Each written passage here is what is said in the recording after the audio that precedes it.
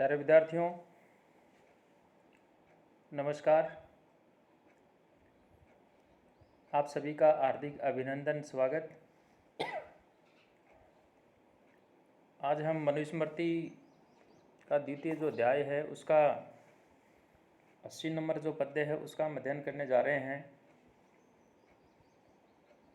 और इस पद्य के अंदर जो गायत्री मंत्र है उसके जप न करने का जो दोष है उसके संदर्भ में कहा। और ये तमाम जो बातें इसके अंदर जो कही जा रही है, अध्याय के अंदर जो कही जा रही है, वैसे तो इस अध्याय का नाम व्यवहार अध्याय है, परंतु ये तत्कालीन व्यवस्था के हिसाब से जो ब्राह्मण, क्षत्रिय, वैश्य ये जो 3 वर्ण थे और इनके जो ब्रह्मचारी थे, उन ब्रह्मचारियों के लिए ये बातें कही गई हैं। और ये जो ओम है, जो प्रणव है, उसमें गायत्री मंत्र का विधिपूर्वक जप न करने से और समय पर अपने अपने वर्ण एवं आश्रम के अनुसार नित्य कर्म आदि के भी न करने से ब्राह्मण, क्षत्रिय, वैश्य और साथ साथ में जो तपस्वी समाज है, जो साधु समाज है, उनके लिए ये कहा गया कि वो निंदनीय होते हैं। यानी जो तीनों वर्ण हैं उनको ठीक समय पर अपने नित्य क्रम और जो सावित्री यानी जो गायत्री है उसका अभ्यास करना चाहिए, ये बात इसमें कही है। तो कहा एतियर्चा विसंयुक्त है काले च क्रियया स्वया ब्रह्म क्षत्रिय विट योनिर ग्रहणाम याति साधुषु। यहाँ जो गायत्री मंत्र है उसका जप न करने से क्या हानि है उसके विषय में कहा। एतिया ऋचा काले स्वया क्रियया विसंयुक्त है च ब्रह्म क्षत्रिय विटः योनि ही साधुषु ग्रहणाम याति। एतिया ऋचा काले स्वया क्रियया विसंयुक्त है च ब्रह्म क्षत्रिय विटः योनि ही साधुषु ग्रहणाम याति। यानी जो तीनों वर्ण है और वो तीनों वर्ण यानी उनके जो ब्रह्मचारी हैं और जो साधु समाज है, जो तपस्वी समाज है, एतया ऋचा काले स्वया क्रिया भी संयुक्त है, यदि वो गायत्री मंत्र का जप नहीं करते हैं और दोनों समय जो है अग्निहोत्र आदि क्रिया यदि वो नहीं करते हैं, ऋचा काले स्वया क्रिया नहीं करते हैं, तो ऐसे जो ब्रह्मचारी और जो तपस्वी समाज, जो साधु समाज है, साधुषु ग्रहणम याति, यानी जो सत्पुरुष हैं, जो सज्जन पुरुष हैं, उनके द्वारा जो है ये निंदनीय है। और अगले पद्य में कहा ओकार पूर्वकाम तीसरो महाव्याहृतयोर्व्याह त्रिपदा चैव सावित्री विज्ञेयम ब्राह्मणो मुखम। जो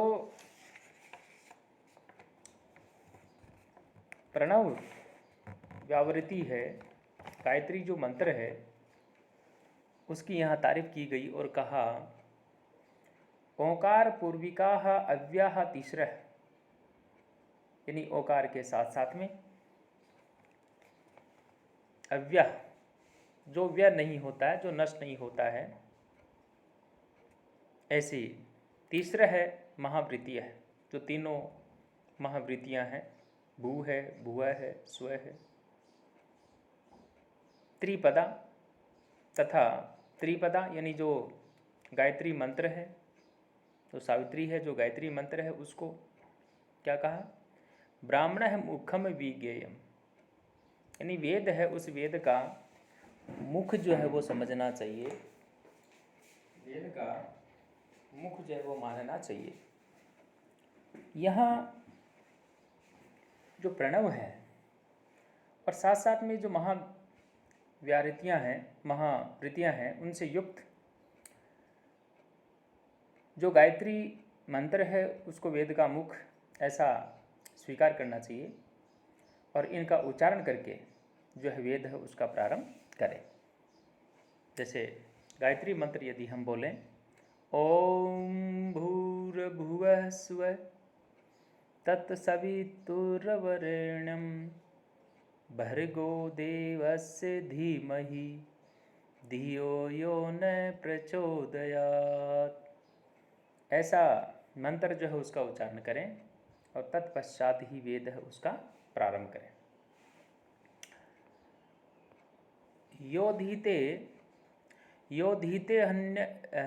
योधीते अन्य हन्यताम स्त्रीणी वर्षाणे तंद्रितः स ब्रह्म प्रम्य बेहति वायुभूत है ख मूर्तिमान।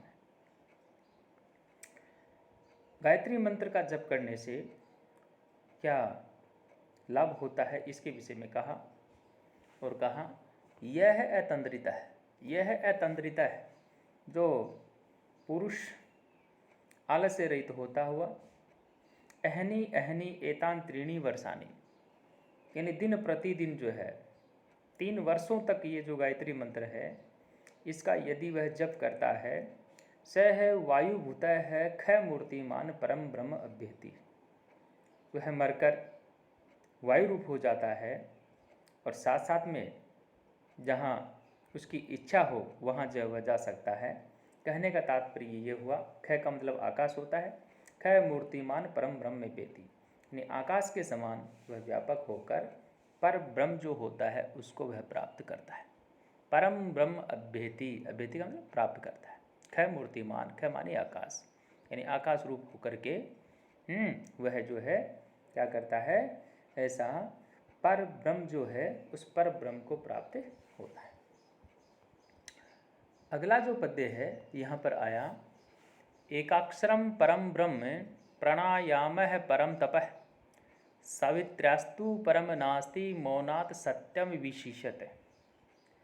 एकाक्षरम परम ब्रह्म प्राणायामः परम तपः सावित्र्याः तु परम न अस्ति मौनात् सत्यम विशिष्यते।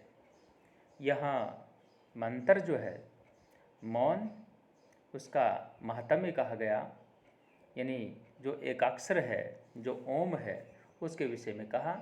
एकाक्षरम परम ब्रह्म प्राणायाम है परम तपः, यानी एकाक्षर जो ओम है पर ब्रह्म है, अर्थात ओमकार का जप करने से पर ब्रह्म जो है उसको प्राप्त हो पाता है। सावित्र्याः तु परम न अस्ति मौनात् सत्यम विशिष्यते, अर्थात प्राणायाम जो है उसको, प्राणायाम परम तप है, प्राणायाम जो है परम तप है, और सावित्र्याः तु परम न अस्ति, यानी सावित्री मंत्र से बढ़ करके, गायत्री मंत्र से बढ़ करके कोई मंत्र नहीं है।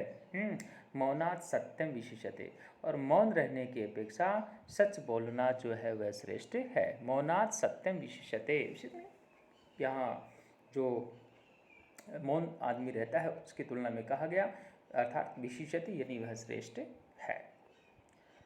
तो प्यारे विद्यार्थियों, इस प्रकार से हम जो ये पद्य जो पढ़ रहे हैं इनका साथ साथ में आप जो है अध्ययन भी करते रहें और इनमें बनने वाले जो क्वेश्चन है उनको भी जो है आप याद करते रहें। और इस 84वां जो पद्य है यहाँ भी वही बात की, जो ओम है जो प्रणव है उसकी प्रशंसा की गई है और कहा, क्षरन्ति सर्वा वैदिक्यो जुहोति यजति क्रिया अक्षरम दुष्करम गेयम ब्रह्म चैव प्रजापति। सर्वाः वैदिक्यः जुहोति यजति क्रिया क्षरन्ति अक्षरम दुष्करम गेयम च ब्रह्म एव प्रजापति इति विधि। सर्वाः वैदिक्यः यानी जो भी हवन यज्ञ इत्यादि की जो वैदिक क्रियाएँ हैं, सर्वा वैदिक्यः जुहोति यजति क्रिया क्षरन्ति, सारी की सारी हवन है, यज्ञ है, वैदिक क्रियाएँ हैं, वो क्षीण हो जाती हैं, क्षरन्ति यानी क्षीण हो जाती हैं। अक्षरम दुष्करम गेयम च ब्रह्म, किंतु ओंकार को अक्षय जो है वो समझना चाहिए। अक्षरम दुष्करम गेयम यानी ओंकार जो है उसको अक्षय समझना चाहिए। एवं एव प्रजापति ही इति विद्धि, क्योंकि वही ब्रह्म है और वही जो है प्रजापति है।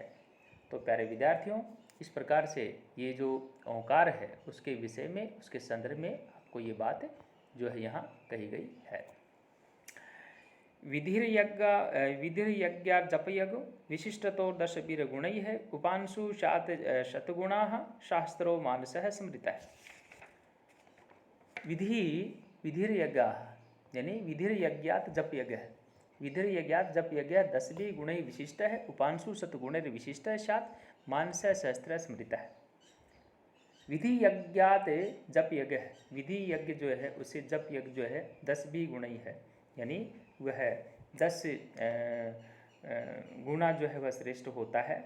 उपांशु शतगुणैः है और उपांशु शतगुणैः है, और जिसको निकट में बैठने वाला भी जो है नहीं सुन सके, ऐसा उपांशु जप जो है वह 100 गुना श्रेष्ठ होता है।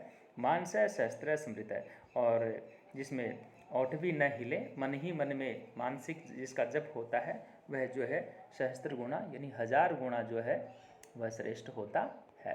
तो इस प्रकार से जो जप है उस जप के संदर्भ में कहा। और यहाँ लास्ट का जो पद्य है आज की इस वीडियो का, इसमें कहा ये पाक यज्ञाश्चत्वारो विधिर्यज्ञ समन्विताः सर्वे ते जप यज्ञस्य कलाम नारन्ति षोडशीम। यहाँ विधिर्यज्ञ समन्विताः ये 4 पाक यज्ञाः ते सर्वे जप यज्ञ से षोडशीम कलाम न अर्हन्ति। विधिर्यज्ञ समन्विताः, विधि यज्ञ सहित जो 4 पाक यज्ञ, जो 4 पाक यज्ञ हैं, ते सर्वे जप यज्ञ से, वे सभी जप यज्ञ जो हैं उसकी 16वीं कलाम यानी 16वीं कला जो है उसके भी जो है न अर्हन्ति, उसके भी समान नहीं है।